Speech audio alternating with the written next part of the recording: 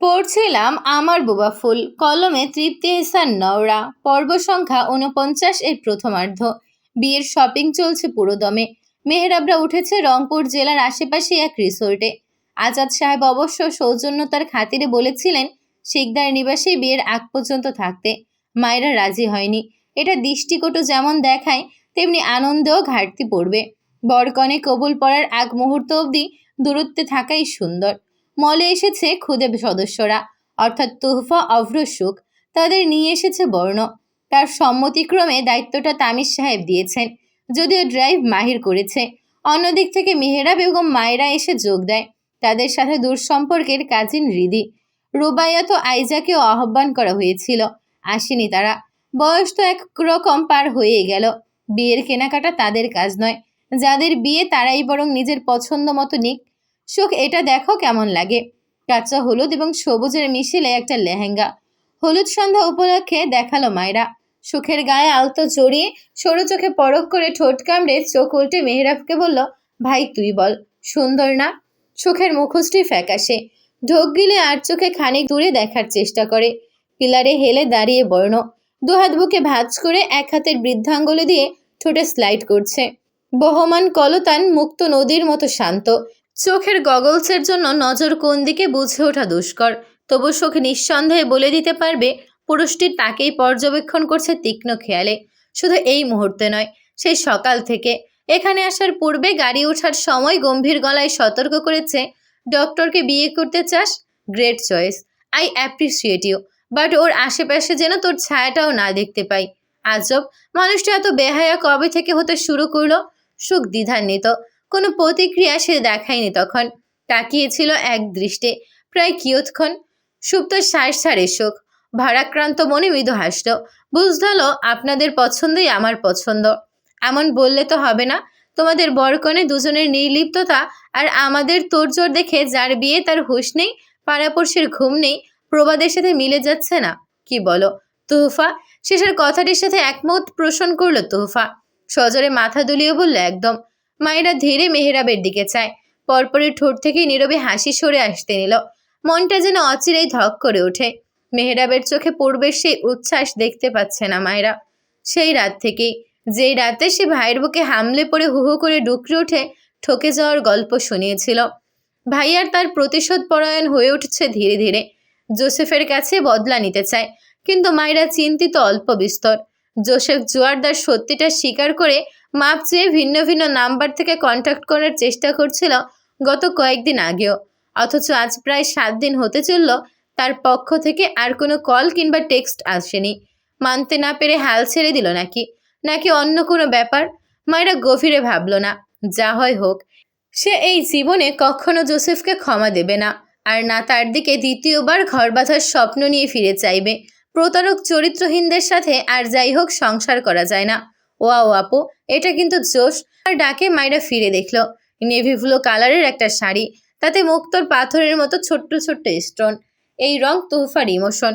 সুখ শাড়িটা হাতে নিল, নেড়ে চেড়ে দেখে মাথা কাত করে বুঝালো এটা পছন্দ হয়েছে। যে যার যার মতো ঘুরে ফিরে শাড়ি কাপড় দেখছে। তোহফা উঠে দাঁড়ালো বসা থেকে।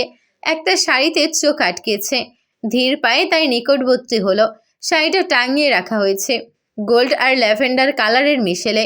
রং এবং ডিজাইন দুটোই খুব মনে ধরেছে তোহফার।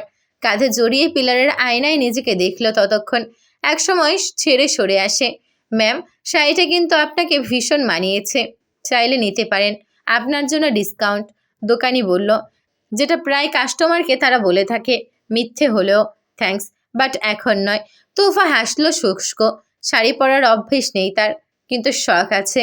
প্রায়শই শোককে উস্কে রাত বিরেতে দুজন চুপি চুপি শাড়ি পরে অনেক রং তামাশা করত বদ্ধ দরজার ওপারে।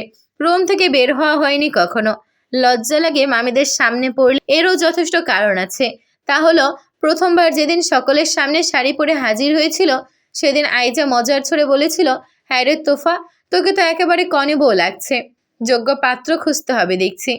তখন তোহফার বয়স ছিল অল্প, 15 কি 16। মামির কথা আর বাকিদের সহমত দেখে কি যে লজ্জা পেয়েছিল সেদিন। তাছাড়া বিয়ে শব্দটাতেই একটা লজ্জাজনিত ব্যাপার লুকিয়ে থাকে। এরপর আর কখনো শাড়ি পরে লোকসমক্ষে যাওয়ার ইচ্ছে পোষণ করেনি। তার হাজারো স্বপ্নের অন্যতম একটি হলো সবার সামনে দ্বিতীয়বার যেদিন শাড়ি পরে নিজেকে উপস্থাপন করবে সেদিন সে একা নয়, পাশে থাকবে তার স্বপ্নপুরুষ। পিছু ঘুরতেই খানিক থমকাইল তোহফা। কিছুটা দূরে মাহির, তার দিকেই অদ্ভুত শীতল চোখে চেয়ে তোহফা দৃষ্টি সরিয়ে আশেপাশে তাকালো। বাকিদের দেখা যাচ্ছে না, কোথায় গেল সব?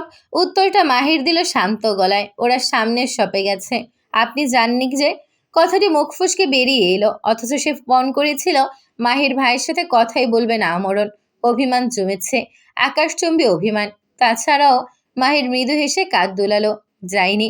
দুজন দূরত্ব বজায় রেখে সামনে এগিয়ে চলে। এভাবে চলতে অস্বস্তি হচ্ছে তোহফার। মাহিল তা খেয়াল করে, তবে কিছু বলে না। অগোচরে ঠোঁট কামড়ে হাসলো অল্প। আর কিছু বলার নেই? ওহো। চমকানোর মতো তাকায় সে। বলার মতো অনেক কিছুই আছে, আবার কোনো কিছুই নেই। চাপা শ্বাস ছেড়ে হুট করে জানতে চাইল, কিছু শুনতে চান? বললেই না শুনবো?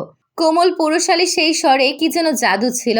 তোহফার বুক ধরফর করে ওঠে, হৃদস্পন্দন নিয়ন্ত্রণ হারায়, ঢোক গিলে সজোরে। ভাইয়ার পকেট আজ খালি করবে অভ্র। তাকে এক স্থানে বেশিক্ষণ চোখে পড়ছে না। শৈল মাছের মতো ধরতে নিলেই ছুটে যাবে এমন মনোভাব। ক্ষণে ক্ষণে এসব ওসব ঘুরে ফিরে দু হাত ভর্তি করেছে শপিং ব্যাগে। সব তার নিজের জন্য। এতে তোহফা অথবা সুখ কারো ভাগ নেই। নোরার কথাটা মনে পড়ে হঠাৎ। বেচারি তাদের সাথে আসতে খুব জেদ ধরেছিল, বর্ণ সাথে নেয়নি। ধমকে ক্রন্দনরত মেয়েটাকে চুপ করে দিয়েছে যেমন, সাথে একঝুড়ি অভিমান। তখন ছুটে বাড়ি ঢোকার আগে অষ্টসিক্ত চোখে আঙুল তুলে ঠোঁট উল্টে পাল্টে বর্ণকে শাসিয়ে দিয়েছে সে। থমকেছ না? আরেকবার আমার সাথে এই পাকনি বলে আলগা দরদ দেখাতে এসো শুধু। খুশি মেরে মুখ ভেঙে দেব। কত অভিমান, অভিযোগ, প্রতিশোধ পরায়ণ ছিল তার কণ্ঠ। অথচ বর্ণর কিছু এলোগেলো বলে মনে হয় না। কপাল গুটিয়ে চেয়ে থেকেছিল কেবল। ইস, সুখ যদি জানতো। ভ্রু গুটিয়ে চেয়ে থাকার মাঝে বর্ণর মস্তিষ্কে একটা কথাই উকি দিচ্ছিল বারংবার। ফুল, ফুল, আমার বোবা ফুল। ছোট বাচ্চাটাকেও নিজের মতো বানিয়ে নিলি। অন্যায় করেছিস জানেমান, খুব খুব অন্যায়। শাস্তিটাও পেয়ে যাবি সময় মতো, তবে ধারণটা ভিন্ন হবে, আমার নিজের মতো। ডিকিতে নিজের ব্যাগ সামগ্রী আলাদা সরিয়ে রেখে পুনরায় মলে ফিরে অভ্র। ভাইয়া আজ ক্রেডিট কার্ড ফ্রি করে দিয়েছে। দুহাত মেলে খরচ করতে কোনো বাধা নেই। মেয়েদের লেজ ভারী, অভ্র কথাটি আজ সত্যতা প্রমাণ পেল। এখনো নাকি সুখাপি বিয়ের কাপড় চুজ করতে পারেনি। বৈঠকে বসেছে চার রমণী। গর্জিয়াস গাউন নাকি লেহেঙ্গা নাকি শাড়ি, বিয়ের ড্রেস হিসেবে কোনটা আকর্ষণীয় দেখাবে? সিদ্ধান্তহীনতায় ভুগছে সকলে। এক একজনের এক এক মতামত, অথচ সুখের একটাই বাক্য, তোমাদের পছন্দই আমার পছন্দ। এখন কাকে ছেড়ে কার পছন্দকে সমর্থন করবে সুখ? জড়তা কাজ করছে। অন্তর্মুখী স্বভাবের হওয়ায় সহজে কারো সাথে মিশে যেতে না পারার জটিল রোগ আছে তার। মায়েরার সাথে এ নিয়ে দুবার সরাসরি দেখা কথা হয়েছে। নিঃসন্দেহে মায়েরার ব্যবহার অত্যন্ত অমায়িক, তবু সে সহজ হতে পারছে না। তার উপর ডক্টর খানিক আগে সব থেকে বেরিয়ে অন্য সবে যাওয়ার পথে পাশাপাশি হেঁটে হঠাৎ প্রশ্ন করল, ফোন এখনো ডিস্টার্ব করে? নাম্বার আনব্লক করনি যে? মূলত সেদিন আনব্লক করতে ব্যর্থ হয়ে সুখ বলেছিল ফোন ডিস্টার্ব করেছে। লিস্টের কিছু নাম্বার অটোমেটিকলি ব্লকড। মেহেরাব বিশ্বাস করলো কিনা কে জানে, তবে এই নিয়ে আর কোনো প্রশ্ন করেনি। এরপর তেমন একটা সংযোগ স্থাপিত হয়নি দুজনের মাঝে। তোহফার ফোনে এক দুবার দু চারটে মেসেজ আদান প্রদান হয়েছিল এই যা, সেটাও তোহফার জোড়াজুড়িতে। সুখ কিবোর্ড চেপে প্রশ্নের জবাব দেওয়ার আগেই মেহেরাব দ্বিতীয় প্রশ্ন ছুড়ল, তুমি কি এই বিয়েতে খুশি নও? চাইলে বলতে পারো, এখনো সময় আছে, আমি কিছু মনে করব না। মৃদু কণ্ঠে হাসি ছিটকে আসার স্বর। সুখ স্তম্ভিত হয়েছিল এক মুহূর্তের জন্য। দম আটকে হতবুদ্ধির মতো নিষ্প্রাণ তাকিয়ে তো ছিল, তবে প্রত্যুত্তর করতে পারেনি। জবাবটা ছিল না তার কাছে।